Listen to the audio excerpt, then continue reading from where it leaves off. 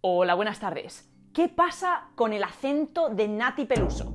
Cada vez que escucho una canción de Nati Peluso pienso, ¿esta palabra o esta pronunciación es de alguna región de Argentina, de España o simplemente de Nati? Pues bien, hay algo de ella que es muy interesante, así que quédate hasta el final. Nati es una cantante que mezcla muchísimos estilos musicales, desde rap hasta jazz, y que este último año se ha puesto bastante de moda, no solo en países hispanohablantes, sino en todo el mundo. Yo estoy que no cago con ella. Y hay algo en su pronunciación que me ha hecho pensar. Nati es argentina, de Saavedra, Buenos Aires, la capital, por lo que debería tener un acento característico de esta región, ¿no? Fue mucha data de golpe, de mucha fuerza, lo que yo significaba para la gente, lo que mi música transmitía acá en este lugar que es mi lugar de nacimiento, el lugar que me vio crecer. Lo que pasa es que se mudó a España cuando tenía 9 años y allí tuvo muchísimo contacto no solo con españoles, sino con muchos latinoamericanos. ¿Es posible que esto haya influido en su acento? Probablemente. No voy a hablar de si tiene un acento de Argentina o de España o qué características tiene el español de Argentina, porque de eso ya hablé en este vídeo. Voy a hablar de esto. Es verdad que en Argentina es muy común escuchar que la Y y la L se pronuncien como una sh. Por ejemplo, yo me llamo. Pero la S, la C y la J también. Clitoris, ashe, coraje. ¿Esto es característico de Argentina? No. ¿Es característico de España? No. Entonces, ¿de dónde es característico? Elena, la pregunta no es ¿de dónde?, sino ¿de cuándo? Os voy a contar una historia muy interesante que tiene que ver con la pronunciación de algunos sonidos en España y en Latinoamérica. Todo está relacionado con algo muy importante. ¿Por qué en España pronunciamos el sonido Z y en Latinoamérica no? En España pronunciamos todo con el sonido Z porque un rey hizo esta ley hace muchos años. ¿Habéis escuchado esto alguna vez? Yo sí. Pero antes de ir a esta historia, os voy a poner un poquito en contexto. El otro día subí un vídeo sobre la pronunciación de la actriz Anya Taylor-Joy y hubo un comentario bastante recurrente.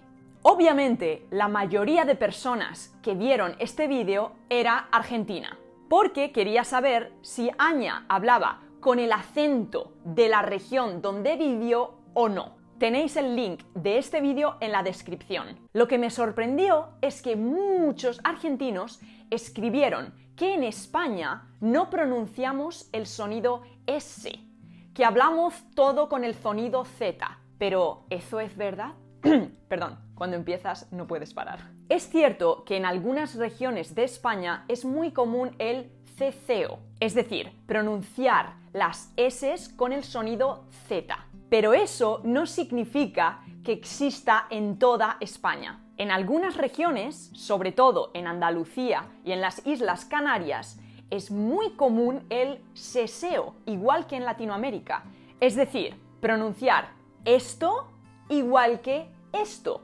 Se, si, sa, so, su. Aunque la variante que más relaciona a la gente con la pronunciación española de España es la mía. Es decir, la que tenemos en el centro y norte de España. Para nosotros existen dos sonidos, el sonido S y el sonido Z, como preciosa. Ninguna de estas pronunciaciones es mejor o peor. No habla mejor un castellano que un andaluz o que un argentino. Cada variedad del español tiene sus propias peculiaridades y características y no existe ni el español puro ni el español impuro. Entonces, cuando hacemos el sonido S y el sonido Z, solo en estas situaciones. C, ci, za, zo, zu. ZE, ZI no son grafías, es decir, lo que escribimos, muy comunes en español. Hay muy poquitas palabras que se escriban con Z-E-Z-I y la mayoría, por no decir todas, son de origen extranjero. Por ejemplo, encima, zen, pizza o pizza. Pizza. Vendo mi alma por una pizza.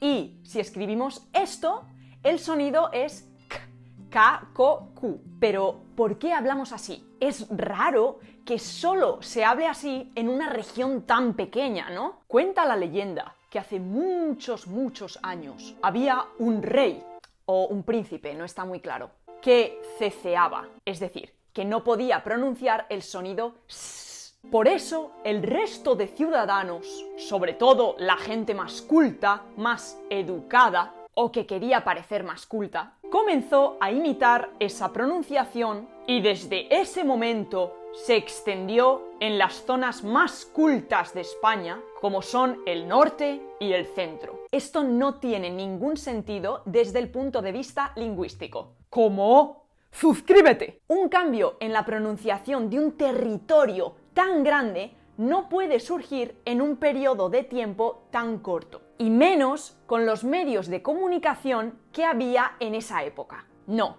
vamos a descartar esta teoría porque parece la menos probable. Sin embargo, en este ámbito es muy difícil estar seguros. El estudio de la pronunciación es uno de los más difíciles. Cuando queremos saber cómo era la gramática o el léxico o la ortografía de una época, ¿qué hacemos? Vemos un texto, pero cuando queremos ver la pronunciación, esto es mucho más difícil. Sin embargo, tenemos una teoría, una hipótesis que tiene mucho más sentido. Antes del siglo XV, en España, existían 3 sonidos sonoros, ¿vale? Esos sonidos que cuando los pronuncias te vibran la garganta. Por ejemplo, la D, vibra. Y 3 sonidos sordos, es decir, cuando los pronuncias, la garganta no vibra. Por ejemplo, la K. Si los pronunciamos con una vocal, siempre vibran porque las vocales son todas sonoras. Los sonoros se perdieron todos, como por ejemplo, el verbo decir antes era decir, la casa antes era casa y el ojo antes era ojo, más o menos. Y los sordos eran estos. Uno se pronunciaba con la lengua justo arriba de los dientes. Por ejemplo, plaza, la plaza actual. Otro se pronunciaba con la lengua un poquito más cerca del paladar, sin tocar los dientes. El paso, actualmente paso. Y el otro se pronunciaba con la lengua mucho más cerca de la garganta. Era como la sh en inglés, la caja, la actual caja. ¡Oh! ¡Un momento! Nati está pronunciando las S como en este último grupo. Yo sé que las letras de Nati son bastante inteligentes. Todo lo que escribe lo hace por una razón. Y quizás sea una apasionada de la historia de la lengua y quiera hacer una referencia al castellano antiguo. Bueno, o quizás simplemente quiera darle su toque personal a sus canciones y, como hemos visto, todos estos sonidos son muy cercanos desde el punto de vista articulatorio. En cualquier caso, ya hemos aclarado de dónde viene la pronunciación de Nati. Bueno, aclarado. Pero ahora todavía nos queda un tema muy interesante. Y ya que has llegado hasta aquí, mejor ves el vídeo hasta el final, ¿no? ¿En qué momento se empezaron a pronunciar de forma diferente todas estas S's? ¿Y por qué en España pronunciamos el sonido Z y en Latinoamérica no? Todos estos sonidos que hemos visto son bastante similares. ¿Tienen diferencias? Sí, pero si buscamos la practicidad, la simplicidad, es lógico que estos sonidos se simplifiquen a uno o que evolucionen y su articulación se haga más extrema. Pues esto es exactamente lo que pasó. Hubo una revolución fonológica que comenzó en el siglo XV. Resumiéndolo mucho, en la parte central y norteña de España, estos sonidos se fueron hacia los extremos, desde el punto de vista articulatorio, ¿vale? Es decir, que la lengua se fue o más hacia adelante, más hacia los dientes, o más hacia la garganta cuando se pronunciaba uno de estos sonidos. Por eso la plaza pasó a plaza, es decir, ahora están totalmente entre los dientes, así surgió el sonido Z, el paso permaneció igual, este no se movió, y la caja se fue más hacia atrás y se convirtió en una J, caja. En la parte más cercana a Sevilla, en el sur de España, lo que actualmente es Andalucía, se simplificó mucho más. El sonido caja también fue hacia la garganta, también fue caja, esto es igual, pero los otros dos sonidos se convirtieron en uno. ¿Cuál? ¿La Z o la S? Pues hubo las dos situaciones. Así surgió el seseo. En algunas regiones los dos se pronuncian como una S, pero es una S diferente a la S del centro y del norte de España. Es una S que está más cerca de los dientes. Por ejemplo, plaza, paso. Para mí sería paso, paso, paso. Yo los escucho casi igual. Y en otras regiones, los dos sonidos se pronunciaron como una Z. Plaza, pazo. Y así surgió el ceceo. ¿Y qué pasó en América Latina? Pues también hay muchas teorías, como que tuvieron influencia de las lenguas indígenas o que simplemente por casualidad surgieron las mismas características en Latinoamérica que en Andalucía. Sin embargo, la teoría más probable es la tercera, la teoría andalucista. Los primeros barcos que salieron de España a América lo hicieron desde Sevilla, es decir, desde Andalucía. Por eso es lógico que la mayoría de la gente que fuera a América fuera andaluza. Y aunque también había gente que viajó desde otras regiones de España, antes de viajar a América tenían que pasar largas temporadas en Sevilla, por lo que es normal que tuvieran estas características que hemos dicho antes en la pronunciación. Y recordamos que la revolución fonológica comenzó en el siglo XV, es decir, cuando fueron los primeros viajes a América. En América, de entre el ceceo y el seseo que existía en Andalucía, ¿cuál triunfó? Pues el más prestigioso, es decir, el seseo. Sin embargo, muy poca gente lo sabe, pero en Latinoamérica también existen regiones con ceceo. Son pocas, pero existen.